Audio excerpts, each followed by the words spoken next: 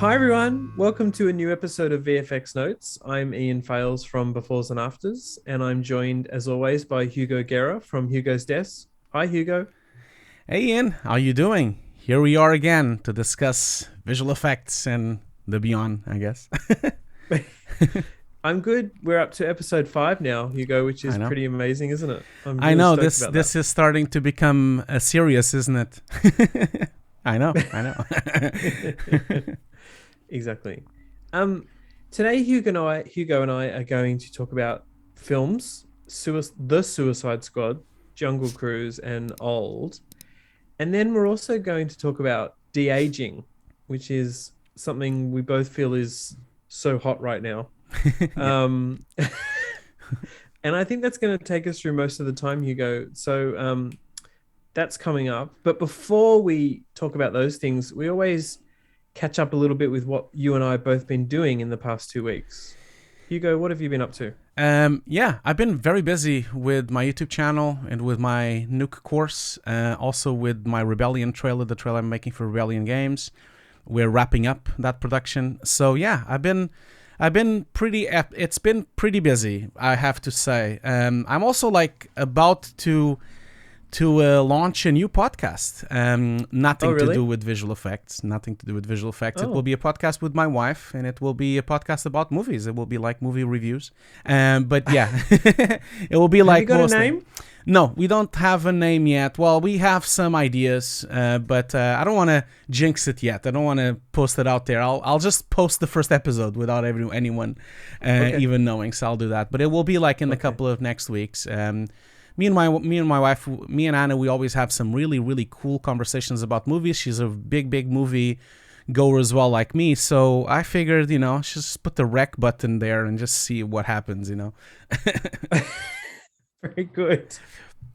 Well, because I'm obsessed with podcasts, as everyone seems to know, I'm actually launching another one today or Oh tomorrow. my You'll god. be listening to this later in the week, but in the meantime, I've got another one launching. It's called VFX Futures, and go check it out.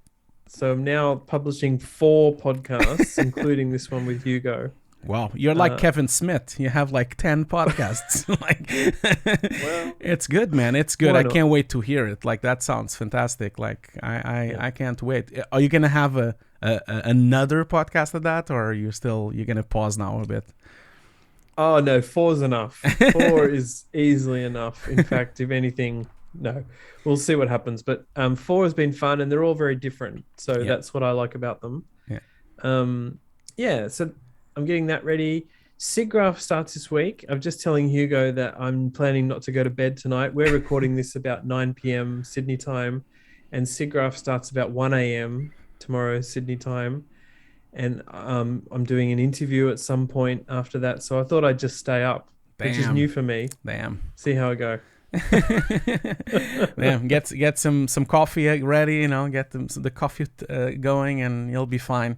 Can't believe Yeah. Seagraph is already here. Like, I remember just now having Christmas, and it's already August with Seagraph. That's insane. Time is flying this Mm. year.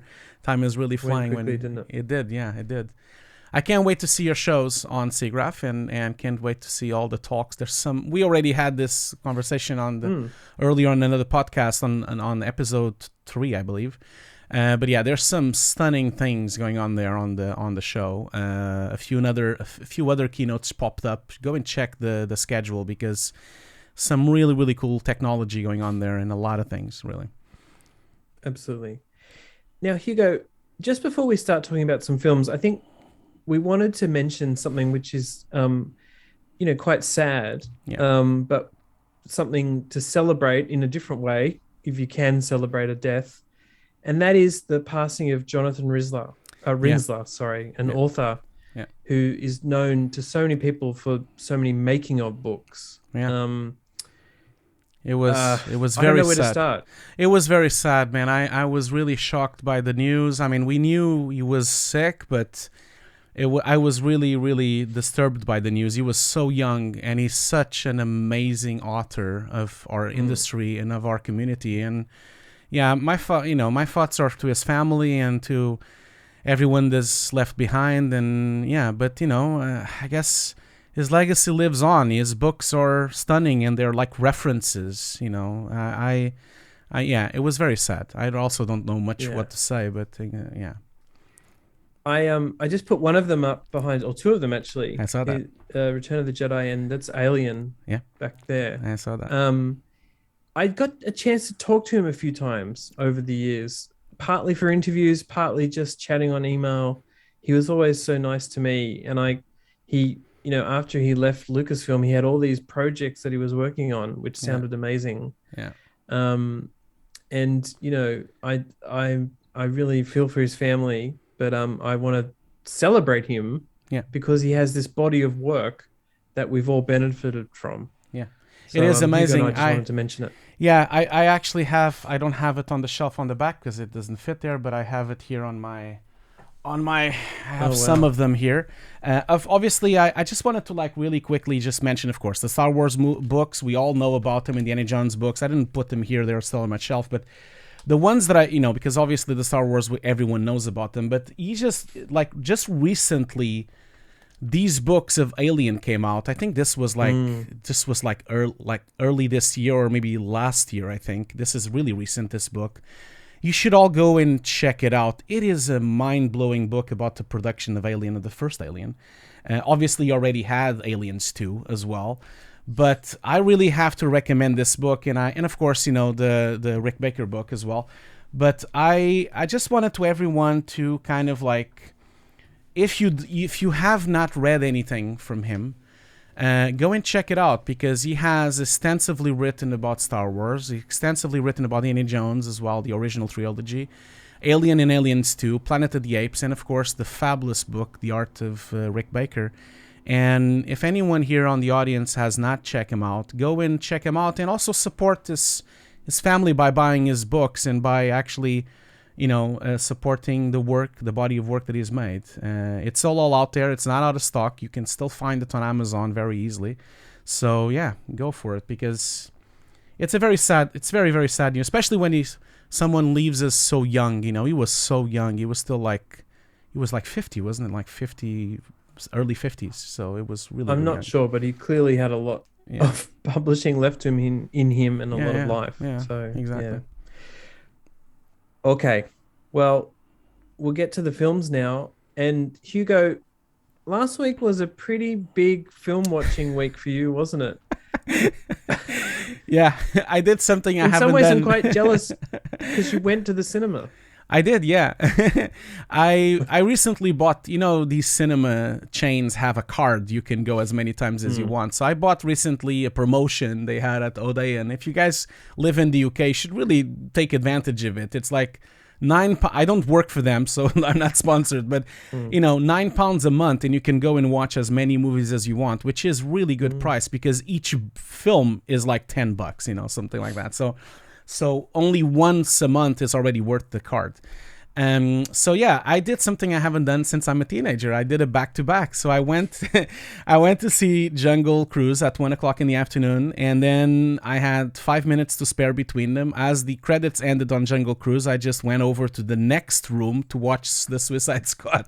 So I watched them back-to-back, and the week before I watched Old as well. So that felt really good. I haven't done that in a long time. I used to do that a lot at university. I used to buy a bunch of junk food and just spend the whole weekend watching like a trilogy. I'll still remember the time I did that. On Saturday, I watched all 3 Godfathers in a row, and then I watched them all again with the audio commentary. So I spent like 9 hours watching Godfathers. Yeah, So. yeah. That's something I used to do at university, not recently or anything like that. No. I know. No, but yeah, it was lovely to go to the cinema. But I have to say, Ian, it's empty. The cinema is empty. Like I am still a bit shocked because everything is open here. And there were literally 10 teenagers on Suicide Squad, and there was like 10 kids on Jungle Cruise. No adults there on Jungle Cruise. I was the only adult. It's just we a know bit the sad. reasons, don't we? I know, but it's COVID and also streaming. I know. I mean, I know, but it's really like, I don't know if I'm a bit worried. I am, not just because of the movie, but also like about the theaters itself. So all the people that work there, all the people that serve the the food and the beverage, all the people that serve like the on the ticket gates as well, and it's a bit sad and it's a bit depressing to see it so empty. I miss like a good room of people laughing with the film, you know, like it's nice. Yeah. I'm more optimistic, partly because if you went during the day, that's pretty quiet here in Australia too. Yeah, The when F9 opened here and things were still okay, the cinemas were full on yeah, yeah, Friday and Saturday nights, yeah, but not full other times. yeah. You But know, I went to so see F9 at night on a Saturday, and it was right. just 5 people. Oh, really? Because I'm referring to like in London in the past. It doesn't matter which though you go, it would always be quite full because London is Right. such a, you know, we have like 12 million people. It's a really busy city, and it's not No, you're happening. right. It's not happening. I think you are right what you said. People Jungle Cruise, people just go in Disney Plus to watch it. Although it's really expensive, but they go and see it. In here, though, the Yeah. Suicide Squad, you cannot watch it on streaming here. There's no place to go and see it because there's no HBO Max in the UK. It sometimes filters into Sky Movies, but this time it didn't. Like when Justice League, the new version, the uncut version came out, it came out on the same day on Sky Movies, so that's why how I could see it. But in here, this time, the Suicide Squad, I guess, was not part of that deal. It's not out on the Yeah. UK, so which is a bit surprising in streaming. I mean, like just in streaming. Mm. Okay. And Hugo, what did you think of Suicide Squad? Yeah, so Suicide Squad was quite nice actually. The Suicide Squad, I should say. Yeah, Sorry. the Suicide Yeah. Squad, yes, not the other one. The other one is not good. But yeah, it felt really good, Ian, to go and see good films. Both of them are quite good, and so the Suicide Squad was actually a really funny movie. It had so many jokes that actually landed. It had beautiful visual effects, beautiful cinematography as well, a huge ensemble of cast. Damn, there was a lot of really famous people on this film, even if they only showed up sometimes just a few minutes. But it was a big ensemble, a big production, a really light. It was almost like a comedy. Just, you know, it reminds me a little bit of Guardian of the Galaxy, of course, of the surprise we all got when we watched that movie. But it is. I really recommend you go and watch it. It is, of course, it's not gonna win any awards. It's not like that kind of movie, but it's a really good time, and yeah, I really enjoyed it. The jokes in particular, you know, love those little things. Like, I'm just gonna mention a few little things, like the beginning with the chopper thing when they were all talking. It just kept reminding me of Predator, you know, when they are inside the chopper making jokes as well. Anything that the Shark King did with Sylvester Stallone, it was just laughter when he was eating people and splitting people in half, and it was just so funny. And it was a bit gory though. Damn, it was really really gory. And there was a lot of controversial here in the UK because the film got a rating of 15 here, which was a surprise because a lot of other countries was 17 and 18 in other countries. But it's like Rambo level of gore. I'm talking about the remake in 2008, the Rambo remake. But yeah, yeah, tell me what you think before we talk about the VFX. What do you thought? Like, I'm in total agreement and taking it a step further because although I found it hilarious and huge, it's a film that has a lot of heart. Yeah. Which is occasionally hard to do in comic book films. Yeah. And the heart comes from more than just one character. It's clearly related to Deadshot, to Harley Quinn, to Ratcatcher 2, to I mean, I could just name all the characters. You felt something for them. Yeah. And that's to do with James Gunn's writing and direction. Yeah. But you know, that's a huge challenge, isn't it? On any of these big films with so many characters, is how much time to give them and therefore how much feeling you'll have for them. I suppose it's something the first film kind of lost because they spent a lot of time in the first Suicide Squad introducing the characters, but I'm not sure you ever felt for them as much as I did for this one. You don't. So that was a real win, you know, and comedy helped because if it ever got a bit too sappy, you know, it got better. Like, what about when Idris Elba is yelling and his daughter in the prison, and they're just telling each other to F off. F you. I mean, I lost it. I Well, lost yeah, it at I that know. sequence. I, I I love that. I know exactly what you mean. The film never takes itself completely serious, but it does as well. Character progression and character build up is amazing, isn't it? And it's such a Yeah. short amount of time. Even I don't want to give a lot of spoilers. I want people to go and watch it. But even in the beginning, there's several characters that kind of like have an unfortunate future. But they also got presented in the chopper with the jokes, and they get presented Yeah. in like 20 seconds, and you know everything about them, just by that Yeah. little note, like the dude that is afraid of rats, and he's like, no, he thinks the weasel is a dog, or the other guy making jokes, the boomerang guy. All these little it really, that's why it reminded me of Predator, because on Predator 1 they really have really amazing writing on that chopper scene, and on that chopper Mm. scene everyone, you know exactly who all these people are just by that little sequence inside the chopper. I'm sure it was an inspiration for him about that film, because that film, it really felt the same thing. But yeah, I couldn't agree more. It's nice to go and see a film that doesn't take it. The other Suicide Squad was so serious, it was like heavy, and it tried to be so almost a little bit pretentious. It became a bit too much. This one has no, there's like he Yeah. has no pretentious. Like, it's just making a fun film and really working with these characters. Yeah, I really enjoyed it.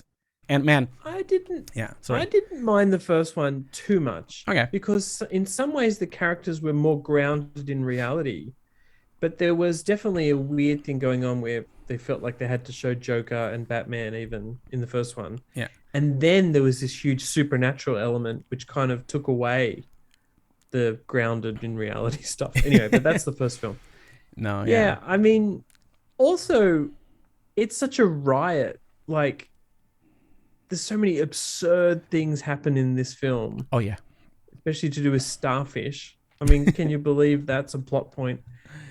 And I am a bit sad not to see it in a full cinema, as I always say, Yeah. because I think people would have been on the floor laughing. It's a spectacle, tell you that. Like, Yeah. it is amazing. Watch it on the cinema. I really recommend everyone watching it on the cinema. Yep.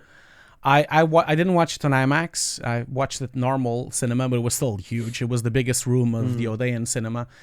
It is a spectacle. Everything, like the beautiful rain sequences when they're going in slow motion, Yeah. that scene with the shark dancing with the fishes, the demolition of the building, the joke of him going floor by floor. That was like Love so it. funny. Like, I think the film really lands all his jokes. Sometimes I do have one problem. Like, I do believe that sometimes it doesn't connect a bit. Like, sometimes it did seem to be like a showreel of jokes and a showreel of sequences that are just connected by spit almost and gaffer tape. And it's a little bit too gratuitous at some point, a bit too violent, a bit too gory for my own taste. That's my personal taste. I felt like it went a bit too far sometimes, just like I felt with the remake of Rambo as well. But it's go and watch it, because even if you don't like superhero films, I think this is the type of film that even people that don't like Marvel movies or DC movies, it's not that, is it? Don't you feel like it's something else, isn't it? It's not really like a Marvel movie or a DC movie. It's such an Yeah. auteur movie. You can really feel James Gunn there, like you can really feel his personality on the film. Well, that's right. And you could even go as far as saying, I could be totally wrong about this, and everyone can get really mad at me out there. But as I understand it, DC is not necessarily going for the DC universe, No, extended universe, like they were. So there almost feels like a bit less pressure, maybe, I to think so, yeah. connect everything. Yeah. So Harley's in it, sure. And there are other characters from, I mean, they're all from DC, but it doesn't feel like it matters that this relates to Batman or Superman. Yeah. They reference Superman in there. Yeah, they But do. Yeah. But I don't it's know. but Maybe that's that's cool, a right? relief. But that's cool. I think Warner Bros Yeah, is doing a good that's job good. on that set. I think That's good. it's great that I have the Snyderverse, and it's great that I have this, the James Gunn verse, I guess now. But it doesn't. It's not really going to be his verse because he's going to go back to Guardian of the Galaxy. But I feel like it's a great approach to Yeah. have auteurs, just like they did with the Joker. With Joker, like they had a completely Mm. Joker is like an independent movie, almost like a drama movie. It's not even a Yeah. superhero movie. I like what Warner Bros is doing. I feel at least they're trying to experiment a bit, and Well, and yeah, they're coming at an interesting time where you can do streaming shows instead of a movie. And no big spoiler, they're doing a Peacemaker show. of course, of course. As I understand it, they've filmed it Well, already. it was amazing, wasn't Um, it? Like yeah. I'm getting more and more and more surprised by Cena. I think he's Mm, great. Like I loved mm. him on Fast and Furious already, and I think now this has even cemented my. I really appreciate. He's pretty good. He's a pretty good actor. He's Really fit. hilarious He is, too, isn't right? it? Like, He's so funny. yeah, he's funny. It's also he has like this perfect physique to do this kind of movie, but it's almost like a joke in itself because he's so big and he's so Yeah. ridiculous and he's so pumped up that it's like, what the hell is going on here? And man, I was drinking my soda at the cinema. I almost spit my soda out when he did the beach joke with the bag of dicks, man. It was so funny. Like, it was so funny. Like, it's like, if this beach was surrounded with dicks everywhere, I would go and eat them all. Like, it's just like, and I love the millennium, like the rat catcher, like, who puts dicks on a beach? Like, it's so well written. It's so well written. Like the low energy millennium versus the American macho guy. Like, it's just hilarious. Like, Yeah. Yeah. The comedy is the best bit, easily. yeah, it Um, is. but what also made that film work for me is the spectacle, as you say. Yeah, And that comes, of course, from the visual effects. yeah, There was something about the visual effects in this particular DC film that was so well integrated into the shots yeah, that I feel like it just elevated it to an even higher level, in my opinion. yeah, Um, yeah, and so Hugo, let's talk about those. yeah, yeah, I don't know, King Shark. yeah, There was there were so many great moments of him as a character. And then sometimes we got up so close to his skin and his eyes and his mouth that I just was like, oh my God, I need to pause that and see what they'd yeah. done. I couldn't pause. A lot of times I wish I could rewind to watch it again, but I was on the cinema. Yeah. So I'm definitely going to buy the Blu-ray of this. But yeah, well, first of all, Stallone makes an amazing performance here. He's not on the, as I saw from the behind the scenes, he's actually not on set on all the shots, but there's another person with like a big suit with spheres and metal rods coming out of him, and he's like walking around with a big framing, which is pretty cool. It's like a really nice way of doing it. But Stallone makes a perfect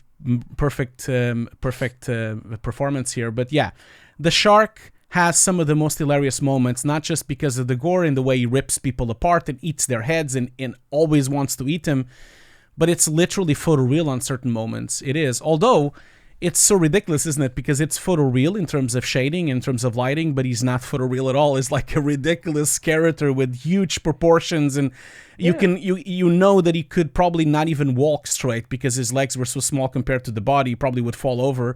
So it's so cartoonish, and that's why I also love the visual effects in that sense, because they're highly stylized. There are photoreal moments, of course, but the stylization and the way that they've made the characters really shines on the movie. And King Shark is really just one aspect of it, really. Like I mean, there's so much to say, isn't it? The film is huge.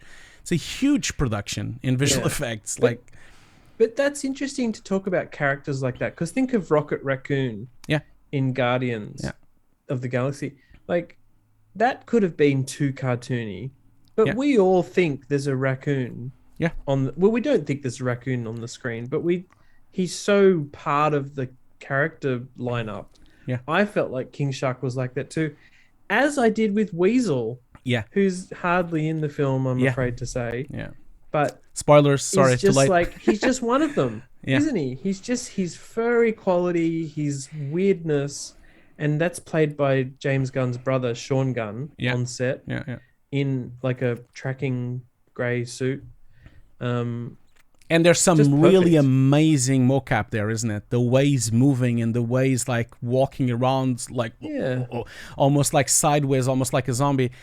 But this really speaks to. We've talked briefly about this, and I've talked behind the scenes with you about this as well, about how certain visual effects films feel a bit flat because they don't really take the time to build interesting characters. And James Gunn has definitely done that before in Guardian of the Galaxy and now on this film. This is when you have a perfect marriage of making a character first and then making the VFX after when you need to make the VFX after. You can clearly see the character was really highly created, really highly developed. And then they thought, okay, what do we do? Like, how do we do this?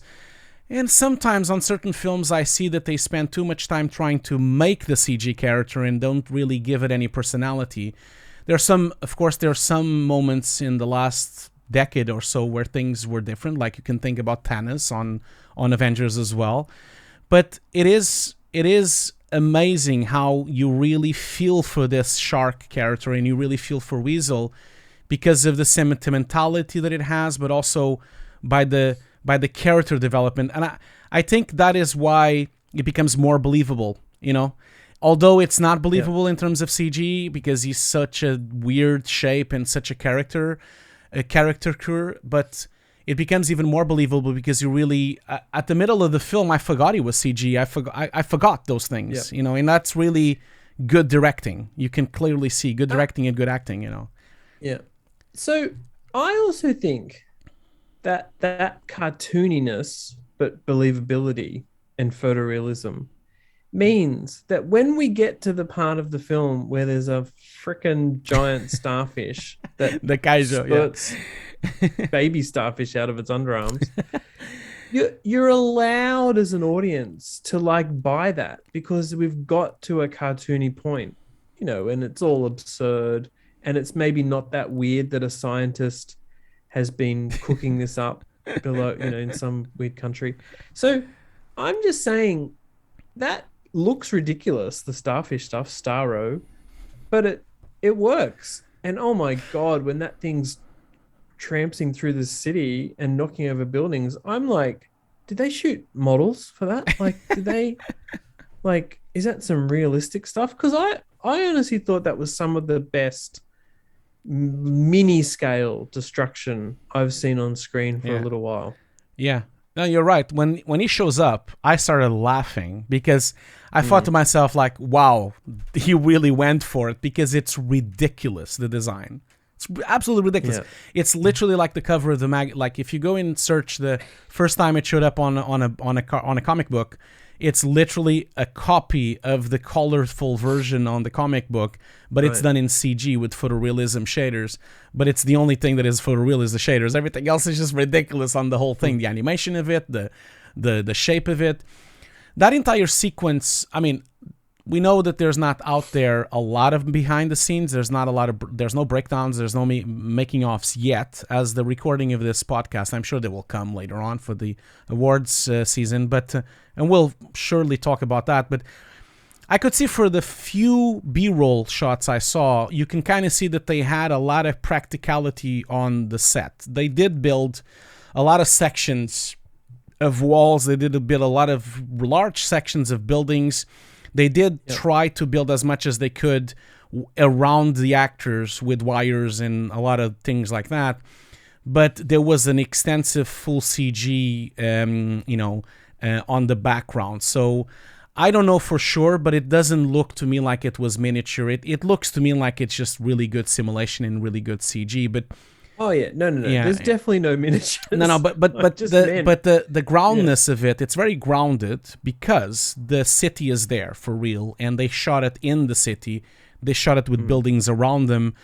I think that's always been the way I try to shoot visual effects as a VFX supervisor. And whenever I get approached by directors and we're talking about how we're gonna do something, I always try to do it for real in the location, and I think that's what James Gunn did here as well. He went to actually a location, and then at least he had a base, and then he could destroy from it.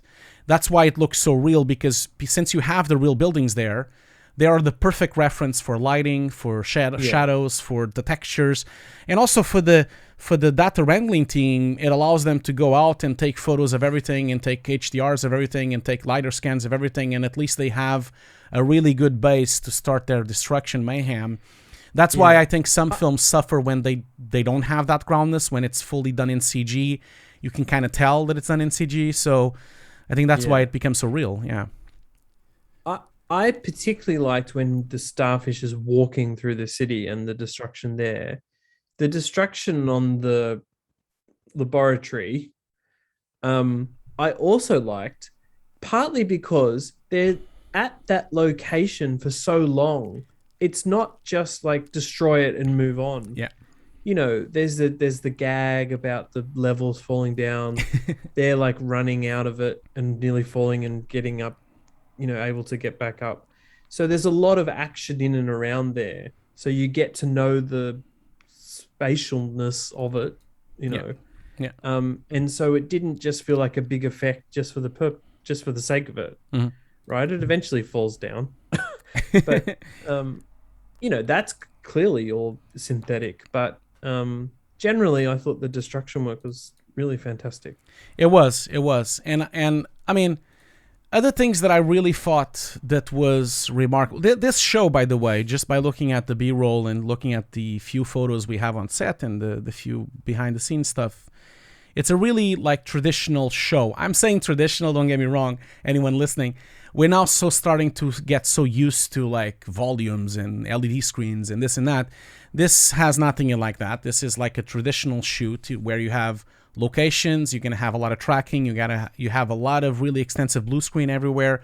There's a lot of wires, man, a lot of wires. I feel for the team that had to remove these wires, especially when Arlie and the team, they're running through the destruction of the building. You can see they're going through the ramps. The wires are in front of them and behind them, around them. It's like they had to rebuild the entire surface of the body and the face and everything. It was very impressive, but it grounds the visual effects because you have a real plate there with the actor and the person really running. So that was very impressive from a practical point of view with the blue screens. And also I need to mention on the beach scenes on the beginning.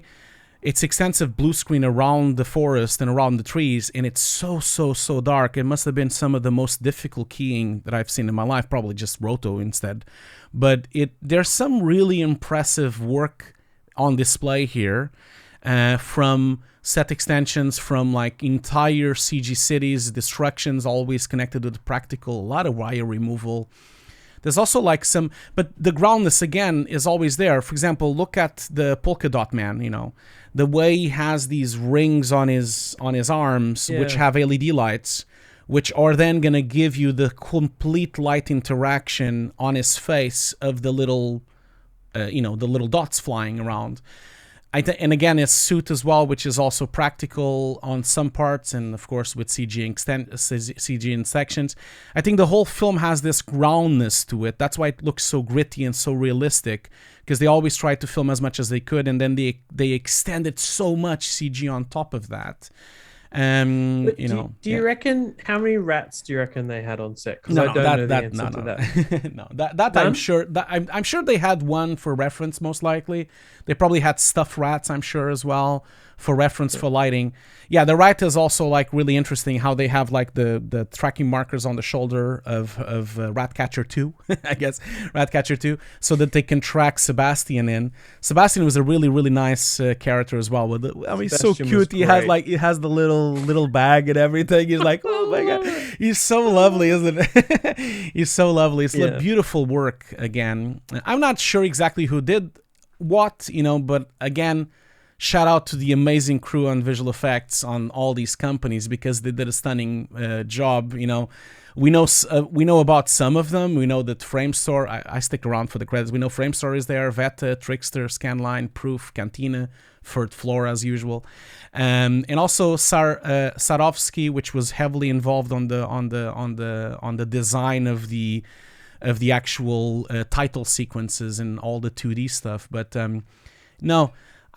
There are 2 VFX that I want to discuss with you, by the way, or 3 VFX that I want to discuss with you as well.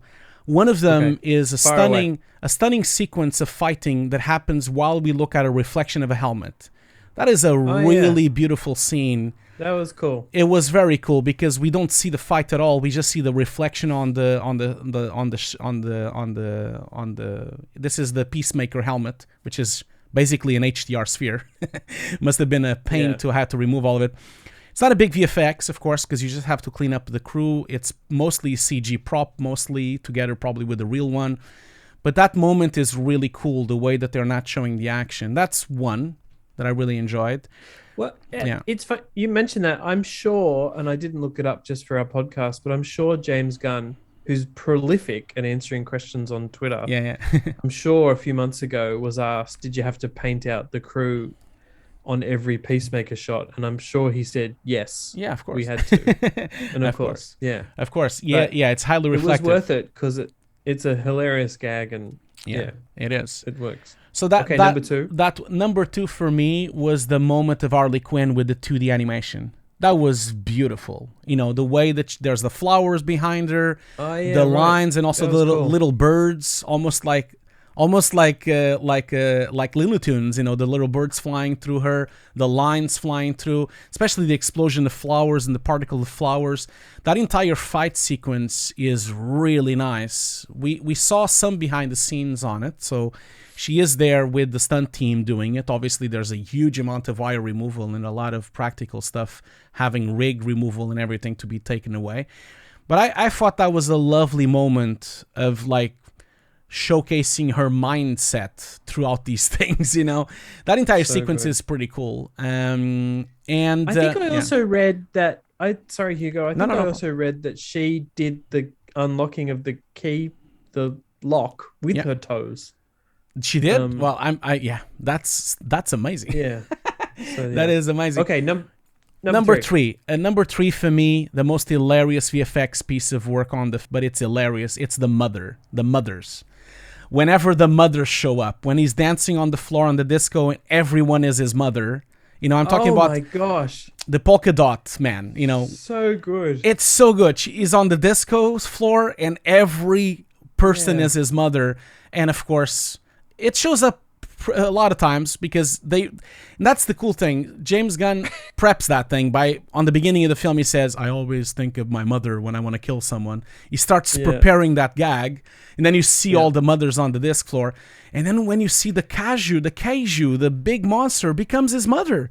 That is Yeah. obviously not an impressive VFX because it's just the green screen of someone hitting a building, but it's perfect, isn't it? It really works as a Yeah. gag. It's so I nice. don't know. I kind of thought occasionally it was yes, just split screens of the same character Most actor likely, yeah, most doing, likely. and then there seemed to be some where it was more like a digital assembly of the whole body and head, but it worked. It It probably worked, even is. if it was a bit stylized. Yeah. It worked. You Yeah, know. it probably did. So It probably did. It probably was replacement. I'm assuming some of the people were there just with their bodies, and then they replaced heads. That's probably how they did it, or maybe it was a motion control set. It could have been as well. Although you don't really need to do motion control to do that. Yeah. You could probably do it by hand as well and do the famous Portuguese motion control, which is by hand. So you could do that, but. And I have to say also, like, the way that they've integrated the 2D graphics of the titles, you know, like 5 hours before or 5 hours later or now, the way they've used it with smoke and they use it with fire and they used it integrated into the environment was very cool. And again, Yep. fabulous work from the VFX team together, like I said, with Sadovsky, which Sadovsky was already like a really... They already did an amazing job with the opening title of Guardians of the Galaxy. They also did Doctor Strange opening titles. They also did Civil War, Winter Soldier. So they've done a lot of really cool title sequences before. They're very famous for that. They're a design studio that specializes in motion graphics and design. But the way it was fully integrated with the environments this time was one step ahead of the Guardian Galaxy intro when Groot is dancing and you see the background and everything is exploding. That sequence was done by them as well. Yeah. So yeah, I mean, I thought, man, that's kind of my highlights for the VFX. You guys need to go and see this. Yeah.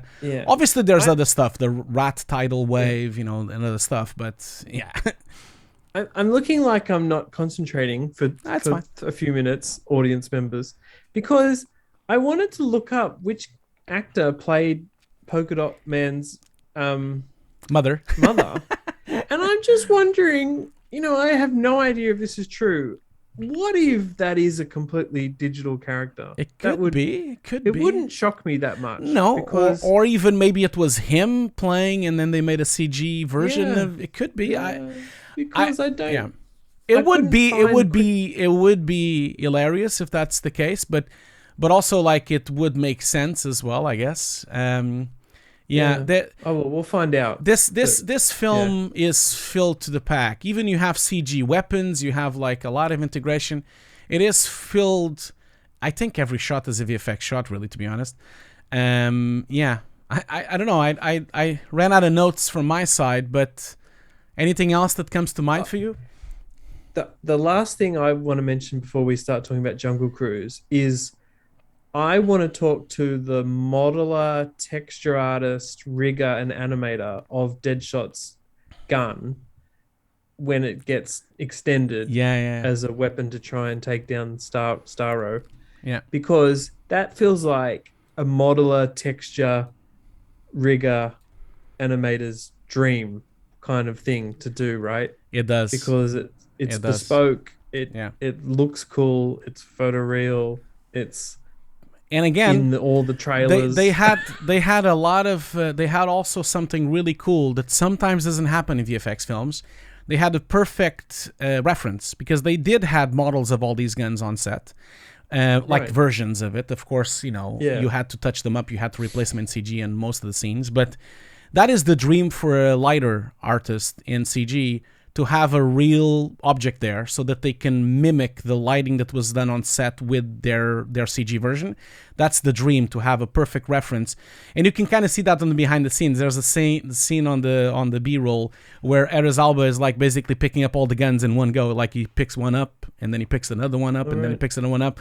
Basically what he's doing is he's just doing plates of references for all the CG people to have, because of course on the film the gun transforms one to the other, but on the shoot he just showed the guns, and then of course they've merged it in CG. But yeah, it's a particular simple effect if you think about it, but it's not really if you think about it, because it shows up so many times. It's everywhere. Like his gun is throughout the whole film, but his gun, and also there's some CG axes with Peacemaker as well, and there's a lot of sequences like that. But there's a lot of really amazing work in terms of modeling there for sure. So yeah. Yeah. Great film. Really enjoyed it. It is. It is a great Okay. film, isn't it? Yeah. I think Yeah. everyone. One last little note. I don't know if you noticed. Sorry. I'm sorry that I know this is getting long. I really love this. Yeah, I don't know if you noticed, but the stunts on the film were the second credit. So I don't think I've ever seen this before. So you had the actors and then you had the stunts right after, before even the crew.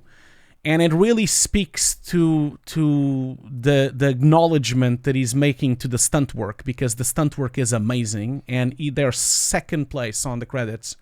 I really thought that was awesome. I don't know which stunt company worked. I know the effects were done by Legacy Effects. The creature design, the makeup, the props. There's a lot of makeup and a lot of physical effects. But yeah, I thought that was a really nice touch to have him Yeah. on second place. Yeah. As I understand it, the stunts, there's often, depending on where they're shooting, there can be different stunt Yeah. coordinators. But as I understand it, it was Guy Norris, who's an Australian Oh. and worked on Mad Max, Fury Road. He also runs a company that does a lot of action previs. Oh, I see. And whether or not that was used here, I'm not sure. But it's really interesting, the stunt coordinator getting into the tech viz previs side of things. Yeah. And in fact, his company has done a lot of stuff more lately in game engine and real time Yeah. for Yeah. previous, as all previous companies have. So that's interesting too. Yeah. Absolutely. But yeah. Cool. Okay, Jungle Cruise, Jungle not Jungle Book. Yeah. I know I keep calling it Jungle Book. I'm sorry. No disrespect to anyone.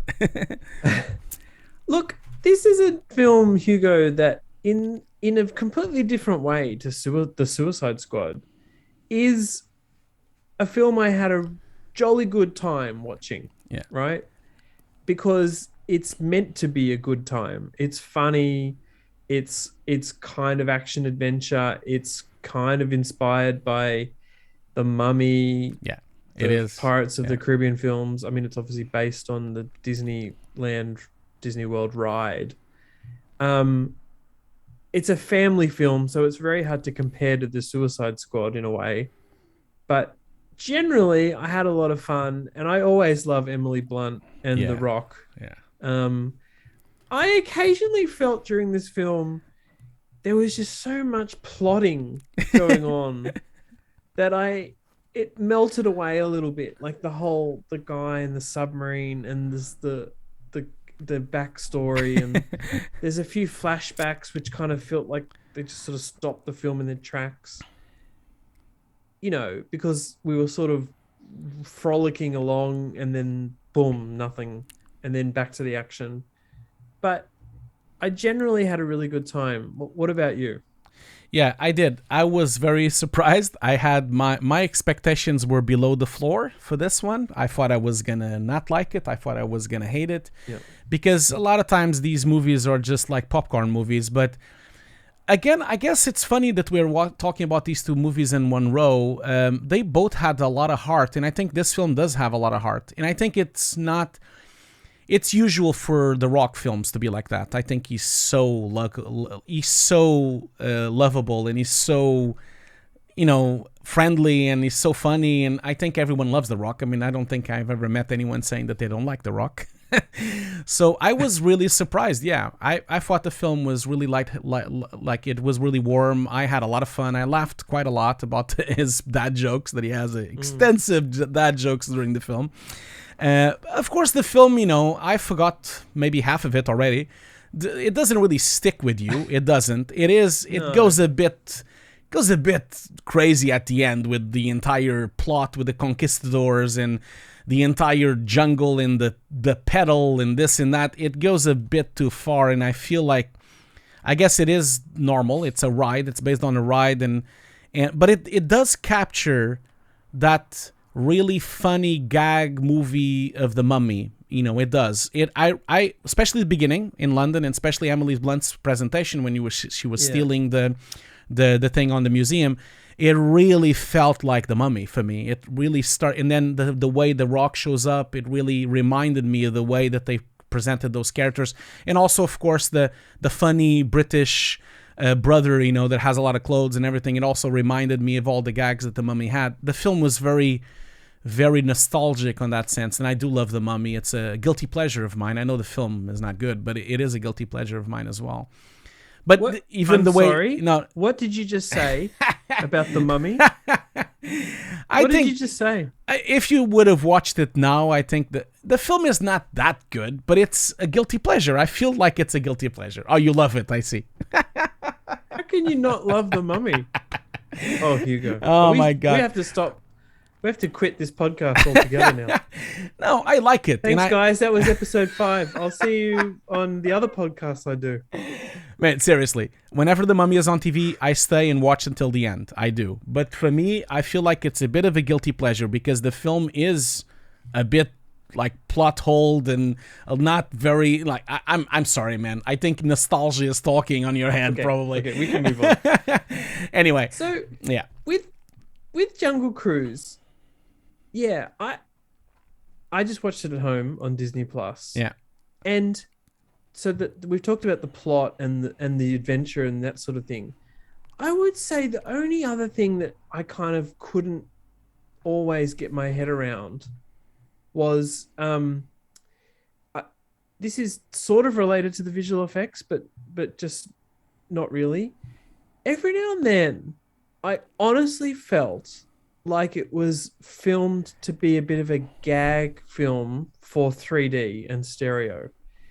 And I have to say, every now and then, when one of those sequences came up, it took me out of the film. And I could just be extra sensitive to it because I haven't seen a 3D film for a long time. But times when like snakes came out or like they were swinging on a pole, I'm sure at some point, or Proxima would jump.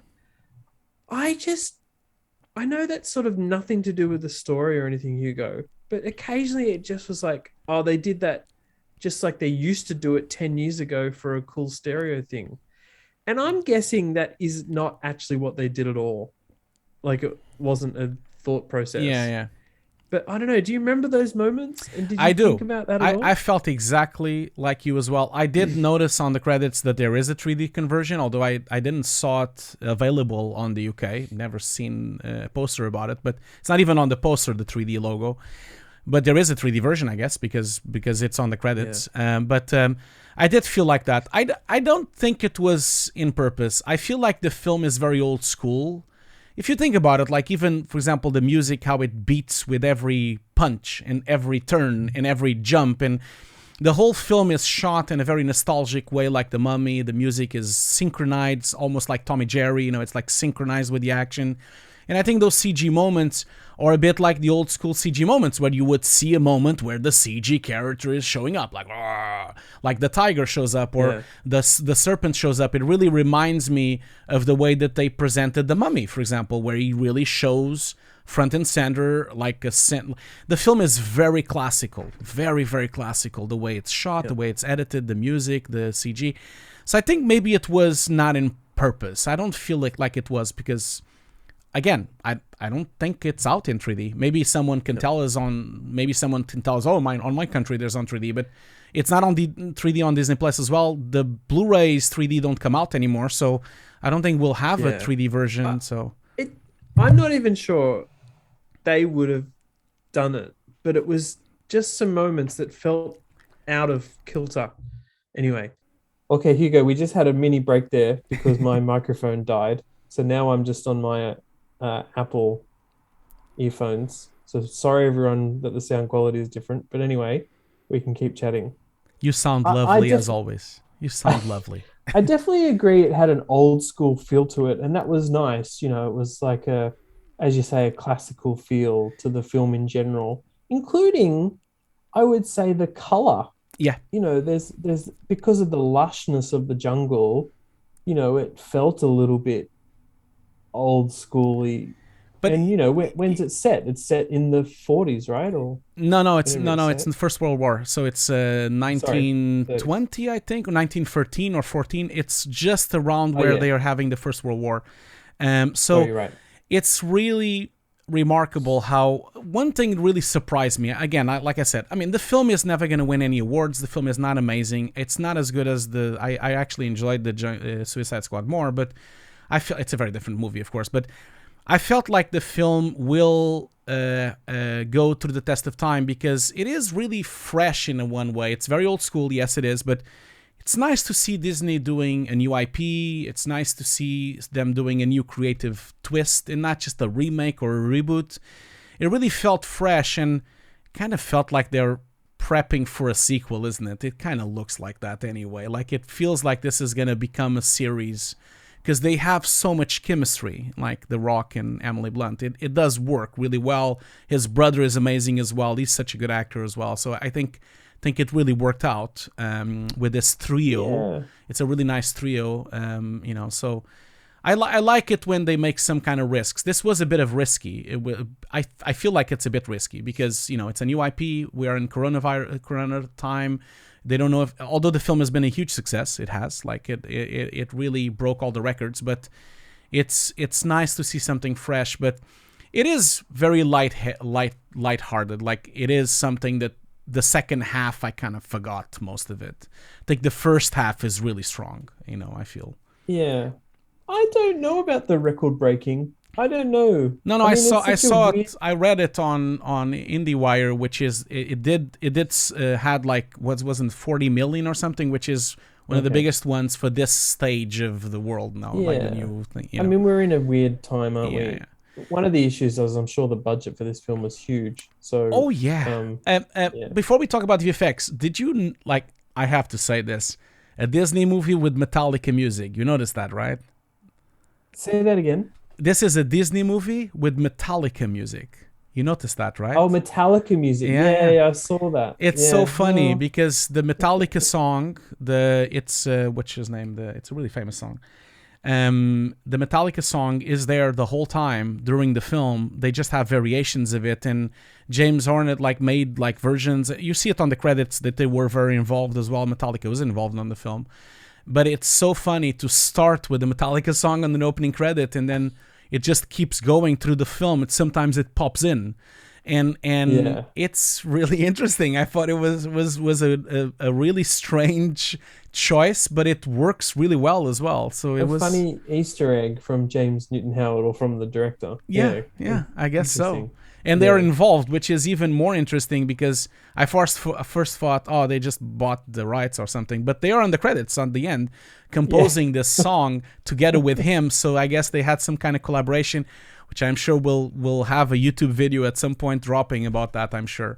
But yeah, Yeah. it was fun. Yeah, but I guess let's talk about what we should talk about this, because this film has a lot of visual effects. Damn, this is big. This is a big show. Yeah, Yeah. Well, it obviously has to, being set of course. in the early 1900s, being set in the Amazon.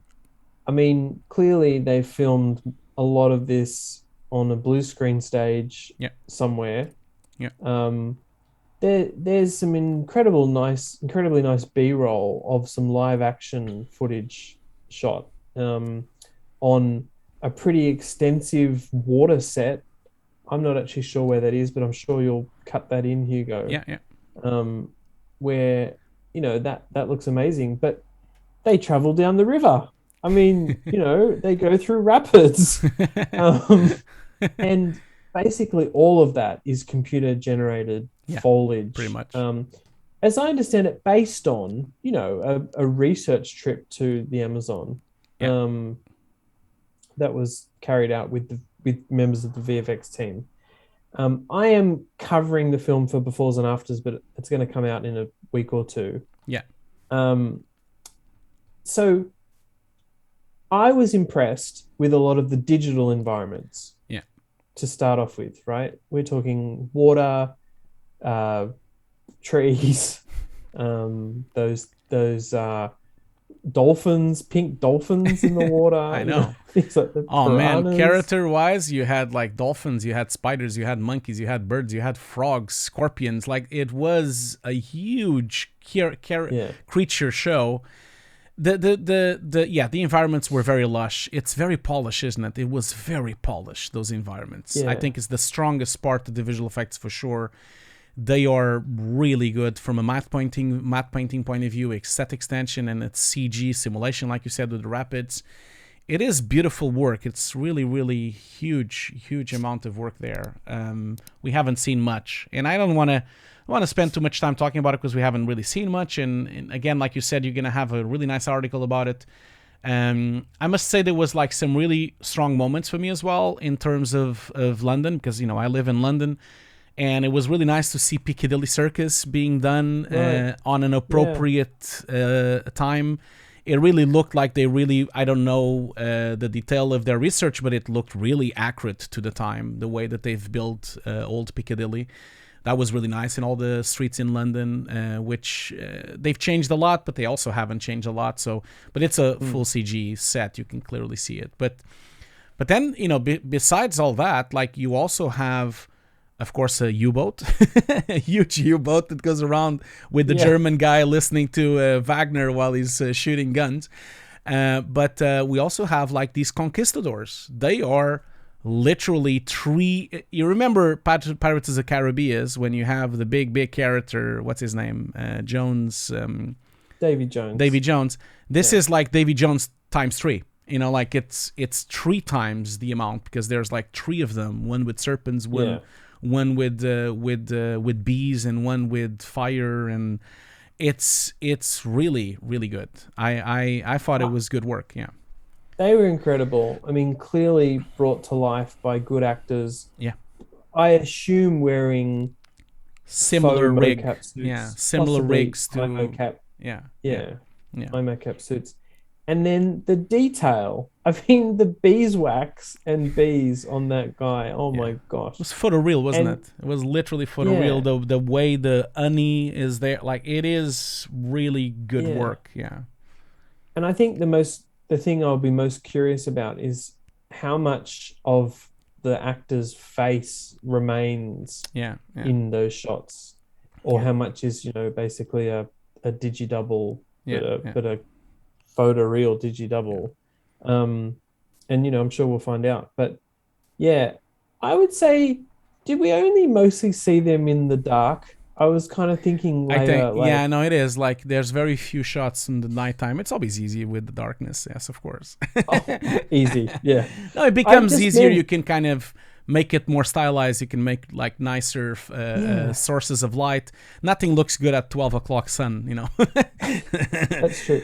I just was thinking I want to see it in bright sunlight, and I'm Yeah. sure if I go and watch it again, there maybe were some scenes that I've forgotten. I'm But sure they'll have turntables, and I'm sure they'll have extensive behind the scenes when we go to the VFX award season. I'm sure we'll get yeah, to see it. So I think we're gonna probably go back to this. I'm sure this will be a big contender for the Oscars as well. It's a big show.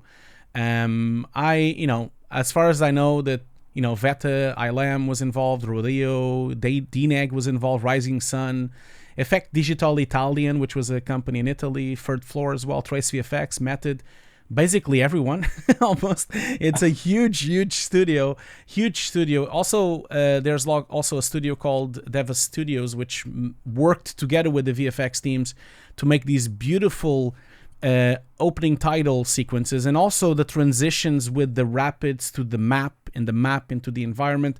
I mm, thought those moments were really pretty and really beautiful. The way it transitioned to an old map, a bit like Indiana Jones, but this time a modern version, a modern take of that. I really love stylization, so I thought that was a beautiful piece of work. And yeah, so there was another thing that was really nice, the time lapse sequences, which were a lot of them done with motion control rigs of cameras, so that they could have multiple sequences, and then of course a lot of it full CG environments behind yeah, motion control rigs.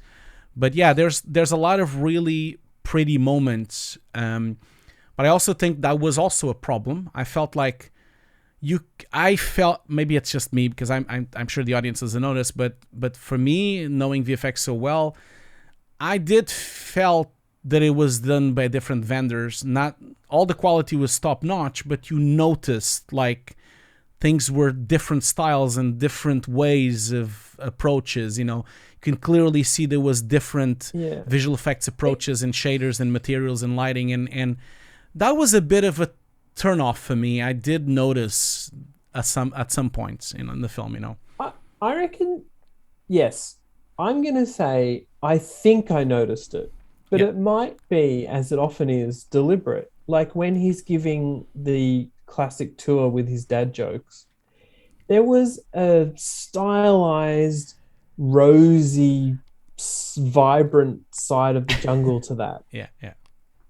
and I just wonder whether that was almost on purpose, You're probably but right. it did look different to when they were more in the thick of the jungle or down the river a bit more.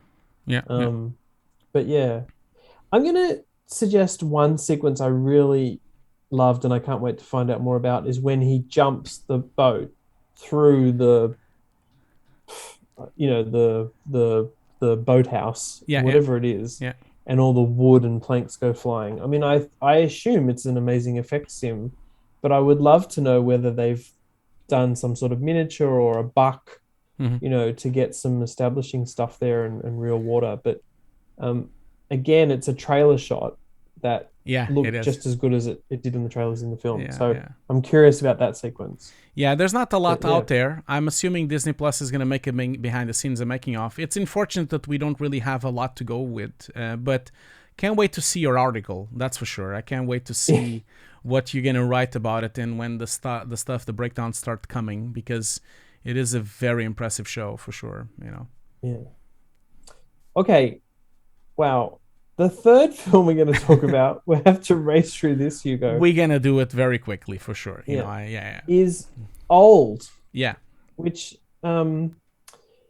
if people haven't seen it, this is a M Night film Yeah. where some characters are on a holiday. They all happen to be taken down to a cove, a sort of deserted beach that they can't seem to get away from.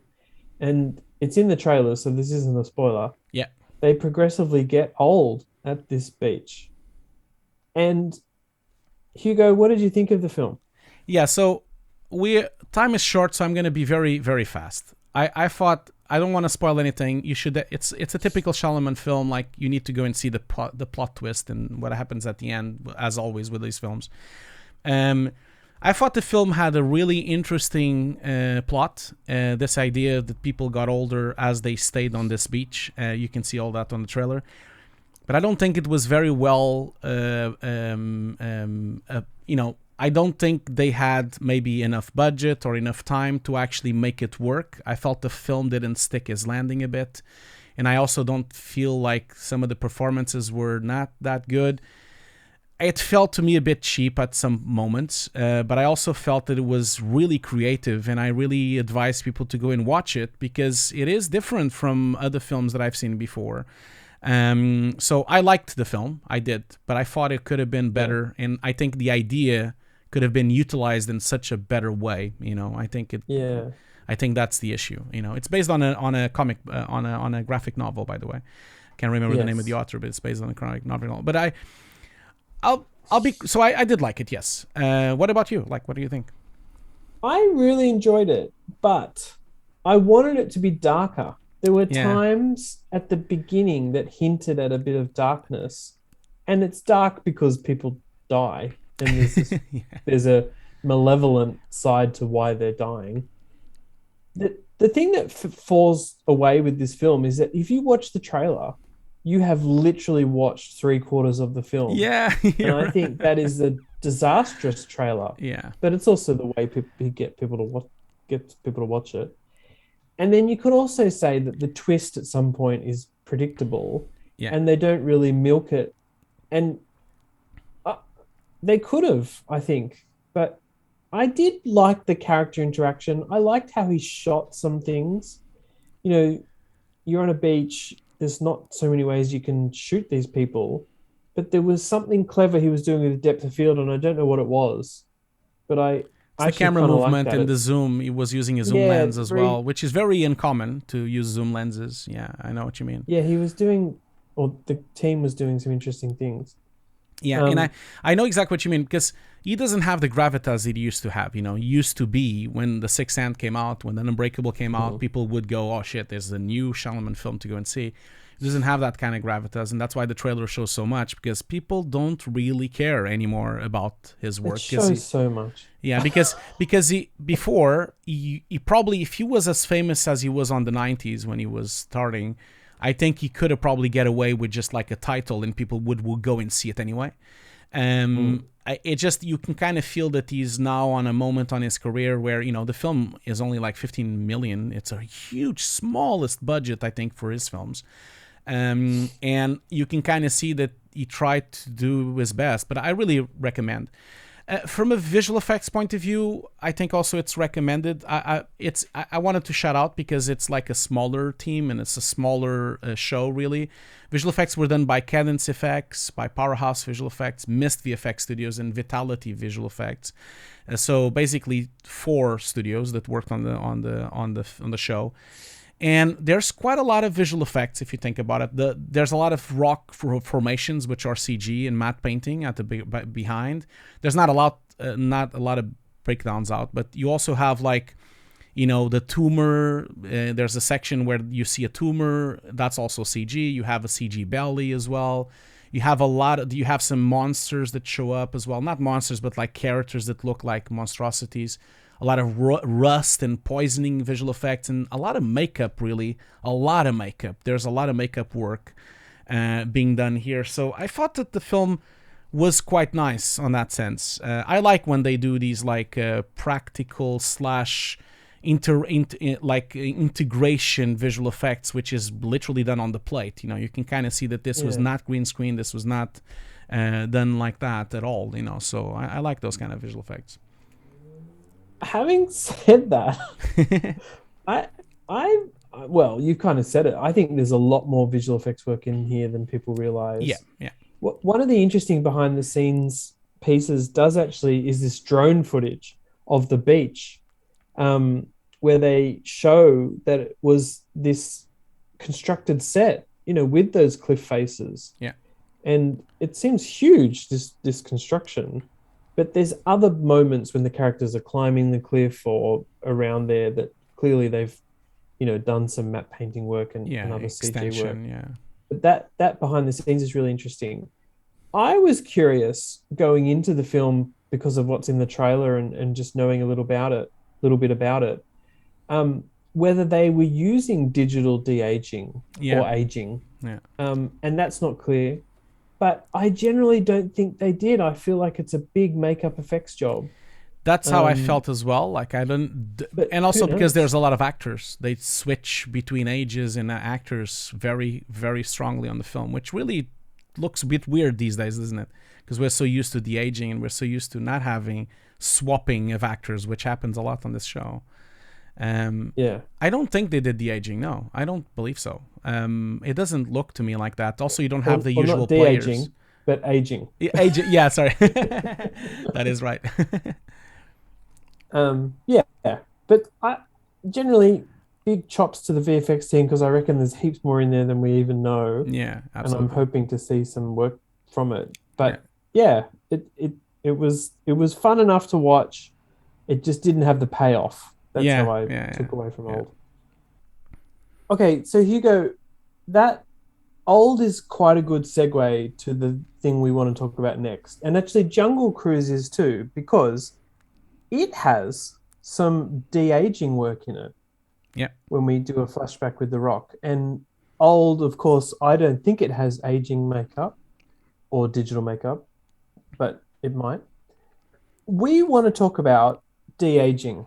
I think both you and I noticed that it just forms a part of so many of these big films at the moment Yeah. in terms of being able to show flashbacks of the actors 10 years ago, 20 years ago, 2 years ago. Yeah. Um, and the technology is there. And also, interestingly, many studios are doing it, which we'll get to. But it's an interesting thing, isn't it? It's been around for a while, Hugo, but it's really ballooning right now as an effect, isn't it? Yeah, it is. Now, I really looking forward to this conversation because this is now becoming completely normal, But a few years ago, it wasn't. Like, I still kind of remember. I think the first time I really got in touch with this kind of thing was on The Curious Case of Benjamin Button. I think that was the first time I've started noticing it more heavily, especially because I must say anyone should go and check it. The Blu-ray, the 2-disc Blu-ray edition of Mm. Curious Case of Benjamin Button, like usual, David Fincher's films have a lot of extras usually. It has some stunning production behind the scenes and visual effects featurettes to watch there. Really high quality stuff that they've made for that Blu-ray, and really showcases how they've done it. And also Digital Domain has some really nice behind the scenes. But I think that film was really the first time that I started really noticing that this was Well, possible. I know there's before yeah. that, but I think when Mm. it became possible and it became for real on certain moments, I think that's when it Yeah. tricked me a bit. But interestingly, you're bringing up a film that used different techniques of Yeah, aging and de-aging. yeah, yeah, So obviously, Digital Domain did a fully digital Benjamin Button yeah. based on Brad Pitt, sorta, but because he becomes an old man. And it was basically a fully digital rendered face, head, I'm more talking right? about not that. But I'm more talking no, about I the didn't other. think you were. Yeah, yeah, I think the other thing that was done to show when Brad Pitt was getting younger, exactly. but he was younger than what Brad Pitt was at a certain time and Yeah, Kate Blanchett was at a certain time, was Lola yeah, VFX, yeah. very famous VFX studio in aging and de-aging, doing that work. They had done a few years earlier some amazing stuff for X-Men, um, which Last the stand. one that no one Yeah, likes. It's last stand. Yeah, yeah. Yeah, but they had done obviously this amazing sequence with Ian McKellen and But I know it. the Yeah, the that was the Patrick first Stewart time. and Ian McKellen Yeah, de-aging was brilliant. yeah, Lola had been doing it as part of hydraulics, and we can, that's a separate history, but Yeah, they'd been doing beauty work for a long time, yeah. blemish fixes, other kind of things that they're never allowed to talk about. Oh yeah. And I think it was really that X-Men film that showcased what they could do. Yeah. And it blew people away, right? Yeah, it did. It did. I think that's the thing. We that was the first time we seen it for real, and they talked about it, they showed it, there were breakdowns. That's why I'm remembering it so much from Yeah. Benjamin Button and also from X-Men, because man, at that time, I was at. I think I was at the mill. It was in 2011. Yeah, I was at the mill from 2011 to 2016. So at the mill, like we did, as you know, the mill is very known for commercials, and we worked on a lot of projects that we will never be able to talk about. So de-aging has been around for. We had people at the mill, from flame artists to nuke artists on my department, that were specialized on this and have been doing de-aging for like 20 years. So de-aging, paintwork, and painting wrinkles and painting like floppy arms and things like that has been happening for decades on music videos, on Yeah. commercials, on films, on a lot of things, even to this day. It's just that a lot of times they can't talk about it. And I think this was the first time Lola really showcased it. And that's why it Yeah. was Well, mind-blowing. yeah. And just to be clear, you say de-aging, but I think you mean beauty work, Yes, as in sorry. Yeah. fixes. Well, Yeah. sometimes at the mill we used to do the aging as well. We did a lot of that as well. We also did full CG versions of Bruce Lee and full CG. We did those kind of things, but Yes. we did a mixture of the aging and beauty, but also like making people younger. That was removing second Yeah. chins, removing wrinkles, removing. And a lot of times there were artists and there were TV shows and even like commercials and even music videos where we did it on every time they showed up. So that means that everyone saw them like this. There's also extensive de-aging and beautification working happening in India as well, in a lot of Bollywood movies as well. And actually the most famous actor in the world in Bollywood, he's very de-aged in all his films as well, because he's quite old already. So that Right. happens as well. So these things have been around, like you said, for a long time. It's just that now we get to talk about them, I guess. Yeah, and I mean that X-Men film and Benjamin Button is 2006 and 2008. Yeah, yeah, And so it's been happening, and we can talk about all those. But what we really wanted to talk about was, it's now like the writers of these Marvel films yeah, and other films, there's no holding back if they need to do a flashback sequence or yeah, put an actor. yeah. I just feel like that. Every Marvel film seems to have a flashback, or, and it's cleverly done. That way of showing a young Tony Stark in one of the films, I'm forgetting which one it is. That's really bad of me. Or It's one of the Captain Americas. It's on. I think it's right, Winter Soldier. He shows up on the Winter beginning Soldier. with the Yeah, hologram, the big hologram, and he's there watching his yeah, parents. And yeah, yeah. And that's a Lola yeah, effect. yeah, Or the way that Black Widow has the children sequence, but with yeah. a young Rachel Weisz and young David Harbour, Hmm. is also brilliantly woven into the film. Yeah, yeah, So it's not like I'm saying it's gratuitous, but I feel like they can just do it now, so they go for it, yeah. right? That's how I sort of feel They about it. really do. And this again, like it has a. I don't want to spend too much time. I wanted to talk to you more about the visual effects and the different techniques that are out there to do this. I did, but I want to just mention that this does open another can of worms in terms. We've briefly talked about this before. Opens a can of worms about dead actors, and it opens a can of worms of actors spending more time in screen than they should. Like they are getting older and older, and now they're getting younger and younger on the film. So there's that side of things, which sometimes I don't like. I feel like sometimes it would be nice to just have new generations coming in, and sometimes I feel like it's a bit forced to just bring people, making people younger in films for the sake of it. Like I feel like in some films that happens. Not to say that the ones we've mentioned do that. I think Marvel has really used it in a really nice way and really presented this effect in a really nice way inside the plot. Like you said, it was really well written. So But your issue is more an ethical thing, or what? yeah, I'm not it's an quite sure what your ethical. issue It's an is. it. My issue is that it feels to me like it. It's not so much that I have a problem with it, Ian. It's more about it kind of comes to mind this film called The Congress, which kind of deals with that. You know, where it's not a spoiler. People should have seen the film by now, but it's a really good film, by the way. You should go and watch it. But she gets digitized so that she becomes an actress in a virtual set, Yeah. and then she won't do films anymore. I'm a bit worried that these corporations could start making digital versions, complete digital versions, just to prolong franchises and prolong actors' lifespan even after they're dead, or even making them younger and younger and younger. When I kind of feel like it, I like the freshness of new people coming in. I like that we have a generation that goes away and then a new generation comes out. So it's not that I have a big problem with it. It's just that there are some consequences to this. It will be harder to find more actors. It will be harder to have new people coming in because we'll keep going to the old people all the time.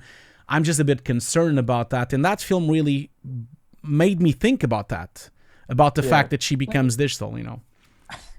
Here's the issue though, which is sort of nuanced on the concept of creating a completely digital version of Robert Downey Jr. Yeah. versus de-aging him. So if the plot calls for a young Tony Stark, right?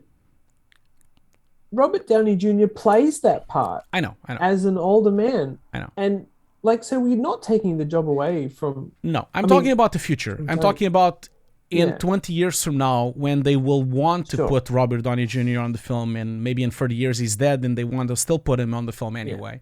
That's what I'm talking about. I mean, that's a slightly different thing. That's more like resurrecting a dead celebrity rather than de-aging. But I know what you're getting at, because of course there are some films that we were going to talk about, like Gemini Man, which is a completely digital young Will Smith, right? Although it was acted by him. It was acted by him, Exactly. And so they're copying, I mean, they're basing the performance off the real actor. And so it doesn't create exactly the same kind of problems as if you resurrect a dead celebrity or dead actor, which clearly some of these films have done. And whether or not that actor would want to do it, we don't know. But, I don't want, like, we've talked about this before, and I'm sure this will be a topic again. And this has been a very hot topic even on my Twitch streams as well. When I do my call-ins, just last week we did a huge, very candid conversation about deep fakes and about this. I wanted to focus my attention in one thing here, because if you think about Gemini Man and you think about The Irishman, which I think for me are probably the most recent, most impressive versions of two completely different pipelines to do the same thing. Gemini Man, as you said, a bit more full CG, although it does have the base mocap and rig, the head rig with the tracking markers on the face for Will Smith. So it's still Will Smith acting Will Smith of a younger version, and then it's the typical A-B where you shoot one plate and then you shoot the other plate and then you have both versions. So you have stand-in actors, but it's still Will Smith playing himself. So that's one version. And then I have the other pipeline, which is the Martin Scorsese approach with Irishman, which is nothing on set. He doesn't want any disturbancy. He doesn't want anything, no markers, no dots, no interference on the performance, because he's a much more old school director, and he doesn't like that part, to have so much technology on the set, as opposed to Ang Lee, which is a very high technology director as well, and he loves this technology to a point that, just as a side note, if you guys haven't watched it, Gemini Man was out at 120 frames per second, and not a lot of people watched that version, but the film was made at 120 frames per second per eye in 3D, which is 240 frames per second of CG in 4K. It is mind-blowing, and they should have just given an Oscar to that. It is mind-blowing to think. I never got to see that. I didn't either. Unfortunately, I only got to see the 60 version, 60 frames per second version. Never got to see the 120. There was no cinema here broadcasting it, but it is a brute force thing because it's like a lot of data, a lot of CG, and it looks photoreal. But I don't want to talk about that. But I do recommend people, at least if they could, the Blu-ray has the 60 version, already is a bit closer to what this Vision was. It is really nice to see the 60 version. It becomes much more real. If you watch the Blu-ray 4K at 60, it becomes much more real. It becomes even more photoreal, Will Smith. It's different to watch it at 60. I really love that version of the film. Wish I could see the 120. But I want to focus about this because me, I'm an old guy. I'm an old school guy. I do like the approach that Martin Scorsese did. I love when we're on set and we don't care or even know that VFX are there. I love that aspect of it. And then I do because I like Hugo. I do, so I do enjoy that side, but I also love the version that Gemini Man approaches with, which again, like I said, it's very different. One is full CG animation-driven mocap, and the other one is no animation, just the performance being enhanced by this rig of 3 cameras and 2 cameras sometimes, and the pipeline they use called Flux, I believe. So I wanted to talk about these two approaches and the ways that they're evolving, because it is two different, very different methods of doing the same exact thing, Yes, and the third approach is compositing, and we'll get to that as well. I think a little bit. Yeah. With The Irishman, where most of the de-aging was done by ILM with their flux system, I would say you're right. He didn't want a head HMC or tracking markers. Yeah.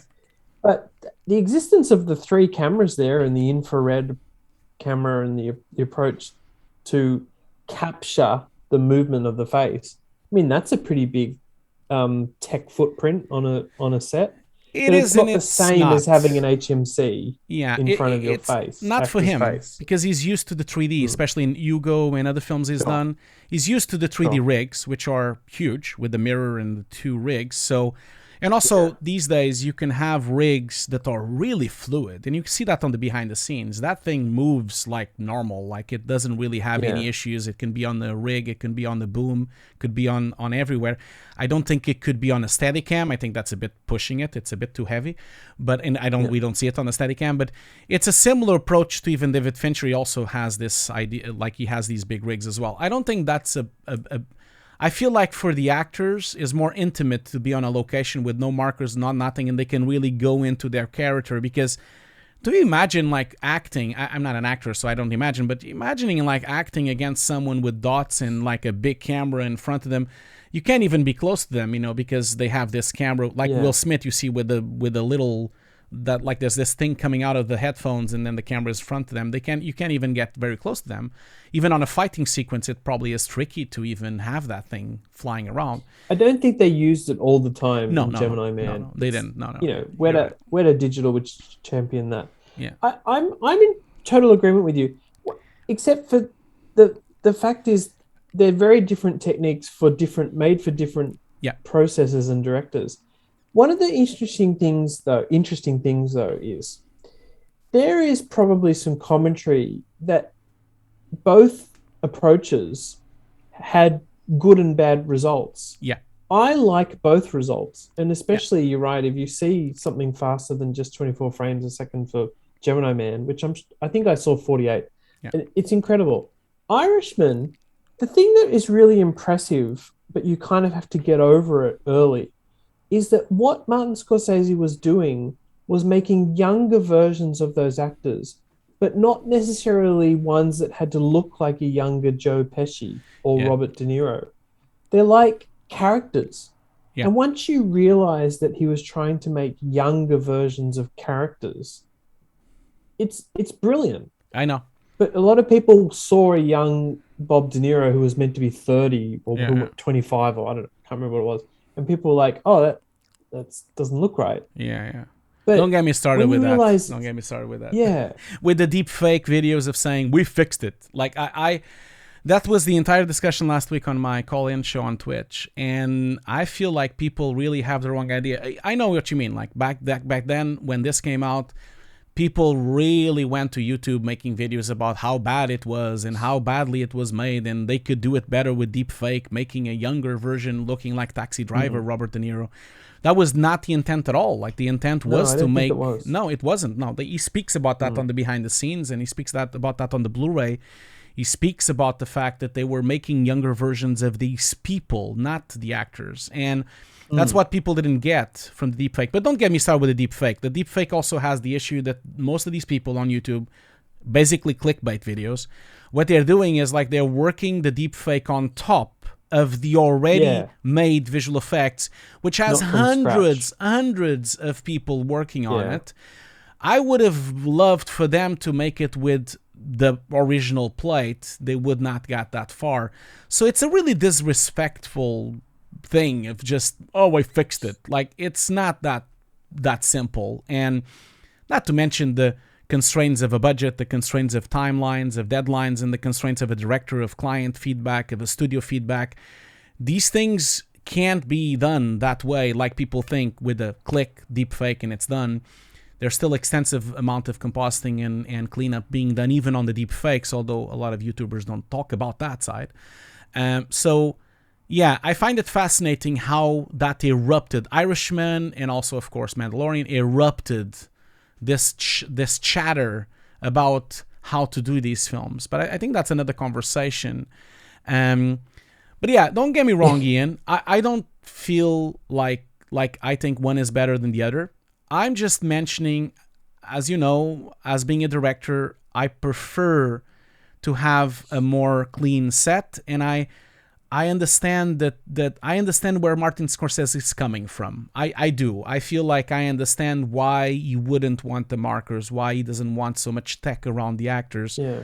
I've also done shoots with mocap. I love them as well, but it's for different projects. I understand in this project, it's literally like a gangster movie with these really famous actors that they have so much weight on them from The Godfather, from Goodfellas. I don't think you could have markers on Robert De Niro and Al Pacino, I agree. It was a really interesting workflow and fascinating to see if they'll use it again. I guess in that vein, though, Hugo, there's a whole lot of compositing techniques for de-aging that don't use markers. Yeah. And that seem to be very successful. Yeah. So that could be the approach that you would want to take. I mean, yeah, that's because I'm a compositor at heart. Yes. I guess that's why. Yeah. And I'm always fascinated by the fact that, like, there are these films that out there now where multiple studios do de-aging work on the same characters. Captain Marvel is this fascinating example of that, where Samuel L. Jackson and other characters needed to be younger. And I think just because of the volume of work and the shot allocation, there's like 4 studios behind that. Yeah. And that was Lola, Rising Sun, SS VFX, and possibly ILM might have done a couple of shots. I'm not 100% sure. And they all use slightly different techniques. Lola is like big on flame, which in some ways is relatively unusual. Yeah, like like the mill is as well. Yeah. And SSVFX and Rising Sun, I know used Nuke to do it. But look, they use scans of the actors. They use texture photography, of course, multiple techniques to do it. Maybe the most hands-off thing is the compositing approach in a way, especially if you're not even using dots. Yeah, it is. Yeah, some of the dots work for tracking purposes. Yeah. I would also say there's an interesting development with this, which is not just de-aging, but aging. And some of the most successful aging is, in my opinion, is Lola, having done it for Agent Old Peggy in one of Agent the Captain Carter. America films. Yeah, and also in Endgame with Captain America. Yeah, where they use a combination of stand-ins, the real actor, makeup effects. I mean, what's fascinating to me about it really is that if they never told us that they did it, we probably would assume it was a makeup actor. Yeah, exactly. Right? Yeah. So, or make an actor in makeup. And so the fact that we're even able to talk about it is kind of cool. Yeah, no, you're right. You're right. Mm. Well, that again, it kind of segues a bit to what you were talking about compositing. Compositing is at the heart of all of this. It is really, to be honest. Like especially on Martin Scorsese's film, on Irishman, there's a huge amount of pipeline and compositing being done there together with Flux. But the reason why that's how it's done is because in compositing you can have this kind of 2.5D approach. You know, where you are basically on some shots, you can get away with some brushing and you can get away with some patches and you can track in certain sections of maybe from another B-roll or another take. Sometimes stitching takes together, or sometimes even just brushing or blurring or using techniques of sharpening and blurring and softening certain parts and keeping other parts with detail.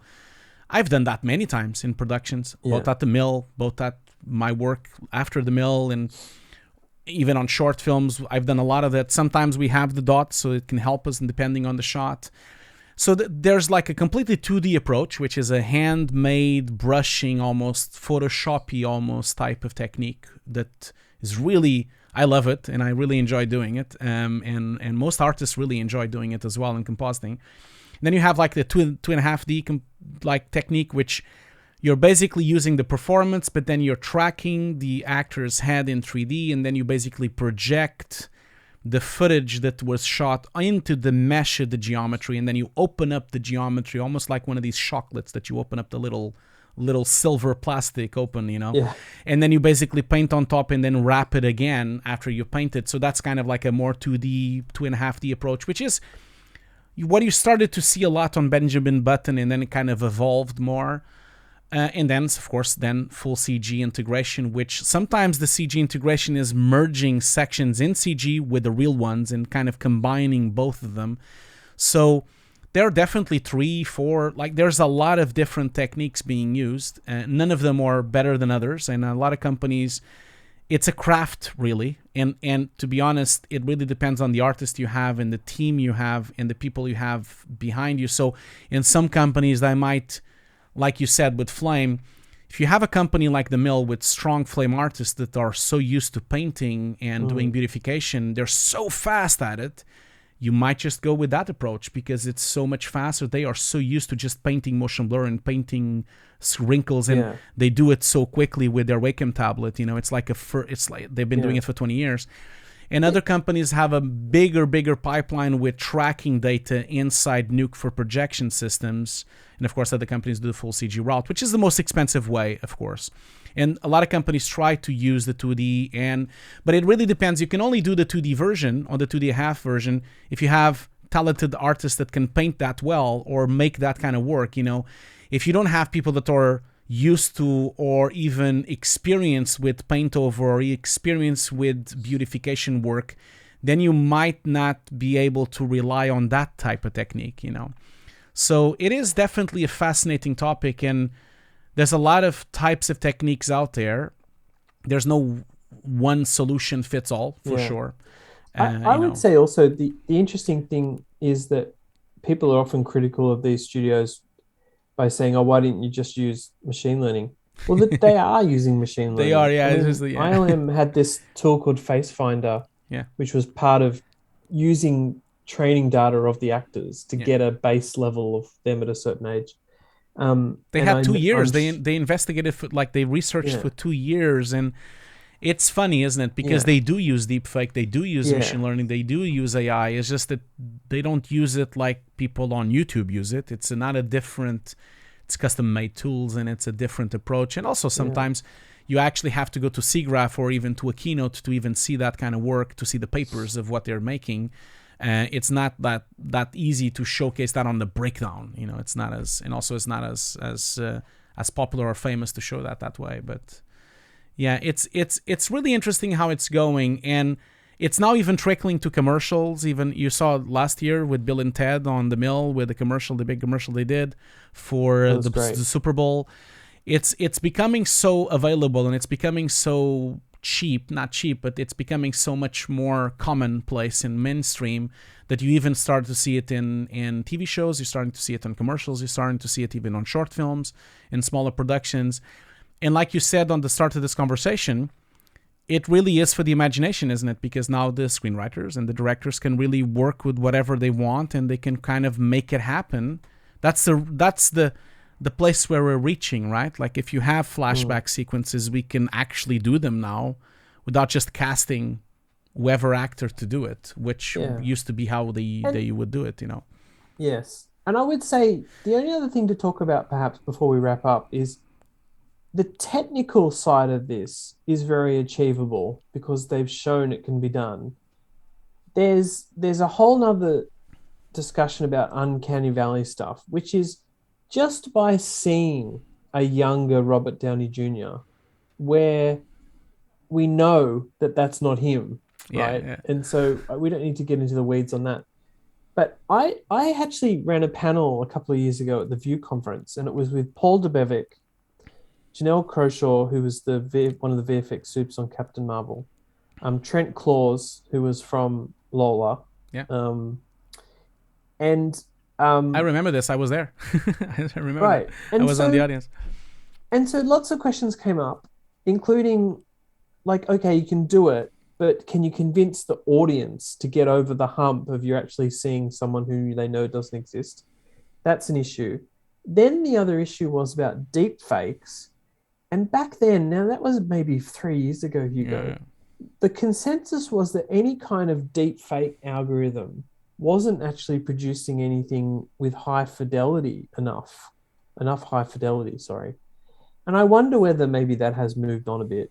And we don't talk so much about the deep fakeness of it. We talk about the machine learning techniques yeah. behind it. Mm-hmm. So that's a separate thing. But I do think this is wrapped up in a whole different thing about we're responding to a character on screen that we know isn't real. So does that make our brains think that it's not real to begin with? You know, Yeah. that's one of the challenges of these shots and whether they work or not work. I would say what happens also is when you watch these things in a movie, you kind of like, oh, cool, they're doing a young Rock or young Dwayne Johnson. It's kind of like, I kind of feel like it's a bit of part of the spectacle. You Yeah. know what I mean? Yeah. So there's a lot going on with this Yeah. It's de-aging, really youthification interesting stuff. what you're saying. It is true that it will be difficult for us to go through and accept them as young because we know that they don't exist. Either they're dead or they are very old or they're not even looking like that at Yeah. all. That's always going to be a problem, a struggle, and of course the clickbaitiness of deepfake that has been happening for the last year. The way that they pretend that they're fixing things is not helping the discussion, especially because mainstream media is talking about it like a fix or something. Um, I really want to say to everyone in the audience that people need to also understand that a production has constraints and there's no infinite money. There's not a blank check, so you can only do as much as you can. I would never judge a production if they've managed to really get there with photorealism or not, because you don't know how much budget they had or how much time or how much constraint they had from the production point of view to actually reaching. Sometimes Mm. this is very difficult work, and I really respect these companies because they're doing groundbreaking work. I know that in 10 years, no one is even going to bat an eyelash. You know, the people are going to like look at it, oh, another one, because it's going to start to become so much better. And to answer your Yeah. question about deepfake, yes, deepfake is getting much closer. It's getting much better, although it's still not there yet. No, if you really look at it in full screen, or if you find the few deepfakes that in 4K, you can still see the edges. You can still see the issues. You can still see the motion blur issues, the grain issues.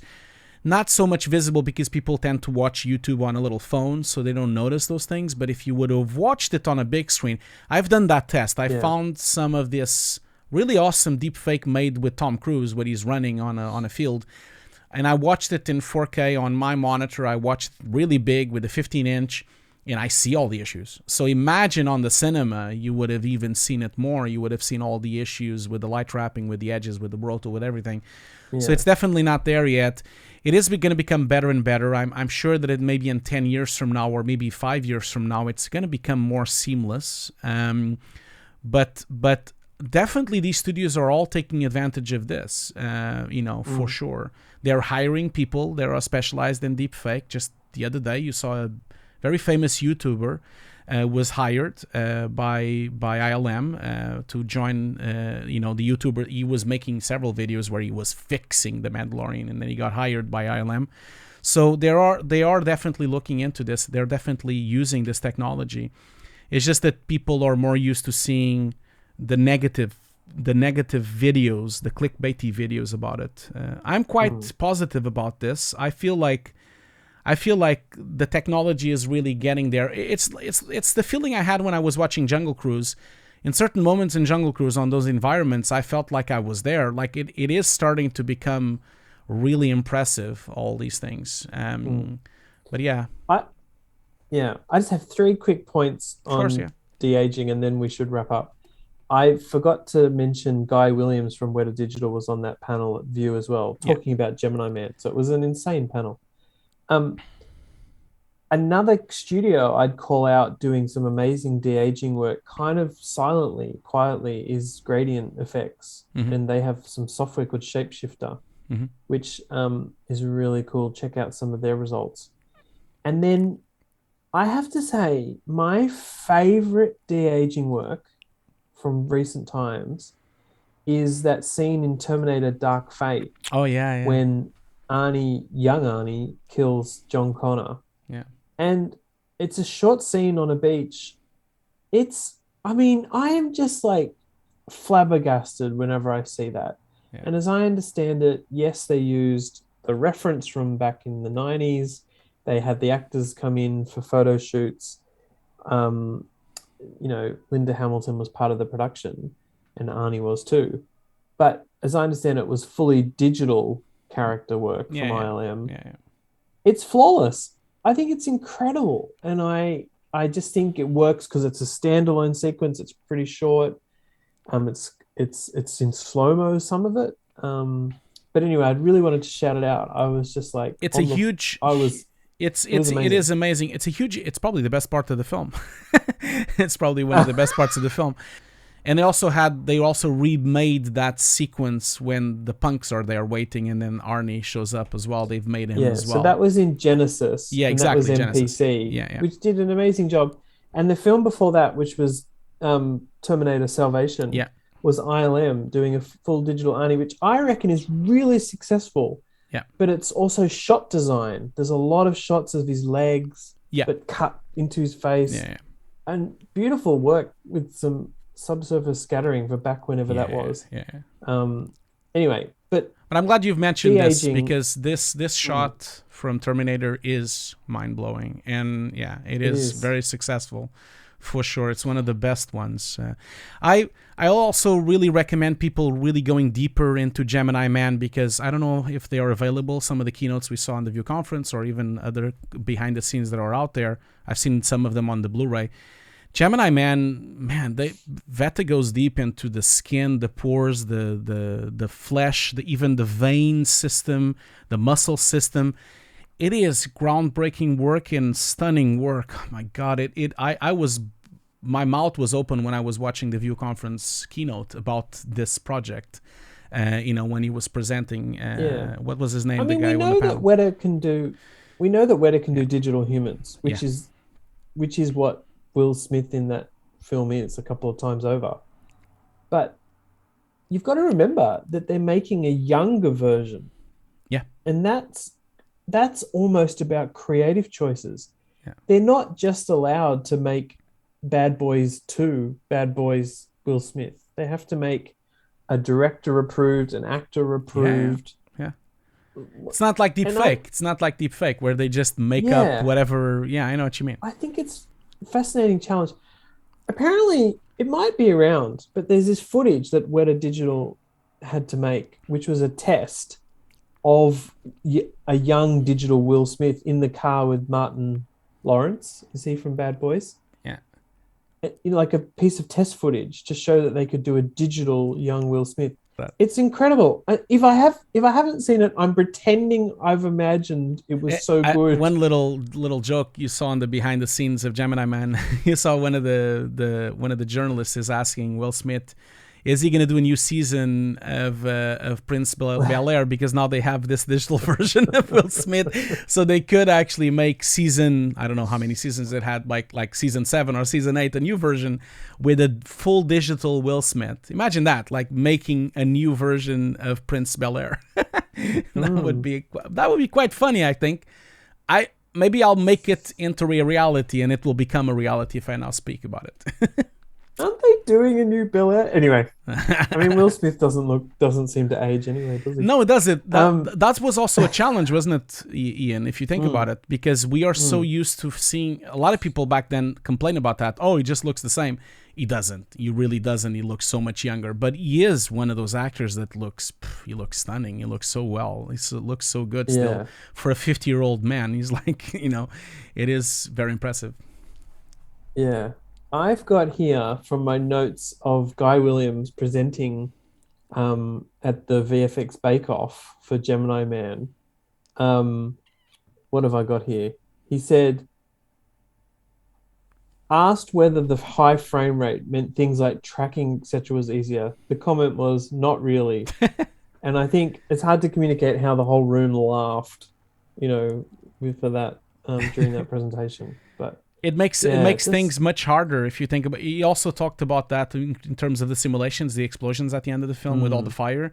Man, that show is probably one of the hardest, most complicated things I've seen in my life. And props to yeah, them, like amazing artistry being displayed on that show. Like I feel like those artists that was groundbreaking work on that film for sure. And the film it is good as was. well. I really like the film as well. Really like the film. Really nice action flick, isn't it? Like the sequences, the motorcycle, and everything. Maybe we'll talk about that film one day because it has a lot to say for sure. For sure. Well, Hugo, we've come to the end, as we always do. Yeah. We have usually now a quick shout out to any places on the web people should go to. I'm going to jump in and say SIGGRAPH is on this week. Please, if you haven't registered and you want to, you can still do that. You'll be able to watch the content for a long time afterwards. Yeah. I'm partly responsible for the featured speakers, so they're coming up this week. In a couple of months' time, the View conference is on. Again, I'm involved in some retro panels there on Dragonheart and Independence Day, both Oscar nominees and Independence Day is an Oscar winner, but celebrating their 25th anniversary this year. So you can also register now for the View conference. That's my plug, Hugo, for some places to look out for. I'm going to give a really short shout out to a film that is not really, really completely connected to visual effects, but it's connected to special effects because it's a film from the 70s. Just recently, they've announced that they're going to make a 4K restoration version of a film that I really love called Possession. This is a horror film from the 70s with Sam Neill, and it's an amazing film. I love it. It's one of my favorite films. I have a Blu-ray with a really good audio commentary.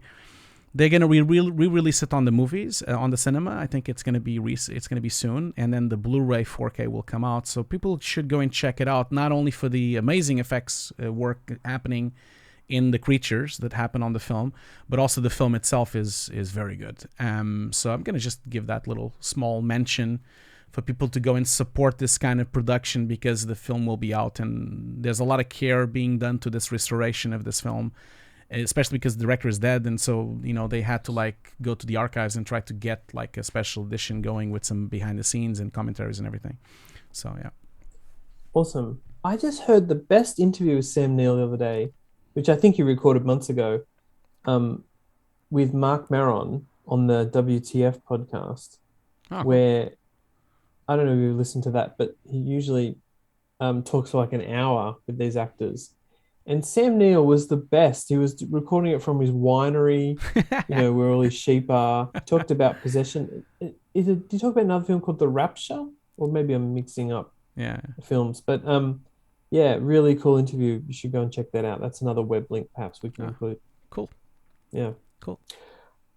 Awesome, Hugo. Episode 5 in the can. I know, in the can, isn't it?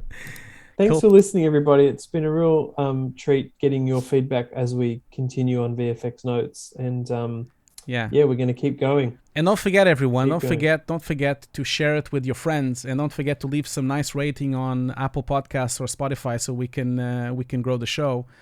And also check out the visual version on YouTube. I will release it with clips and behind the scenes of whatever I can find by then. And then I will also release shorter versions with sometimes more clips later on the line. So check out my YouTube channel, Hugo's Desk, and support the show so that we can keep going. I'm gonna get to those 3 digits, Ian. Like episode 100. We need to do a special one on that. Let's go for it. 100. Okay. Whoa. All right. Thanks, Hugo. No Thanks, problem. everybody. See you later. Bye.